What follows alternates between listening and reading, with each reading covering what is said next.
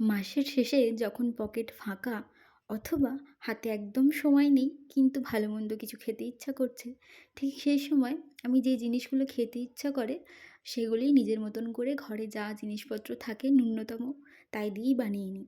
তো সেরকমই একটা রেসিপি এটা আপনাদের সাথে শেয়ার করছি। এমনিতে সবাই হয়তো আপনারা ভাববেন এটাকে বাসন্তী পোলাও বলে, কিন্তু আমি সেই বাসন্তী পোলাওয়ের নাম দেব না, কারণ একদমই সেরকম রকমের নয়। তবে খেতে বেশ ভালোই হয়।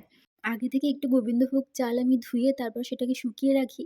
আর এদিকে গরম জলের মধ্যে ওই গোটা গরম মসলা, তেজপাতা, হলুদ, চিনি এসব দিয়ে ফুটিয়ে নিই। তার মধ্যে চালটা দিয়ে দিই। আর লাস্টে এড করে দিই একটু ওই কাজু কিশমিশ। তারপরে বেশিক্ষণ আর ফোটাই না, জাস্ট ১ ফুট দিয়ে বন্ধ করে দিই। তারপরে এরকম একটা ফুটো, ফুটো থালা, বাটি কিছুর মধ্যে এটা দিয়ে পুরো জলটা ঝরিয়ে নিই। পুরো একদম ঝরঝরে হয়ে যায়। খুব সুন্দর হয় খেতে।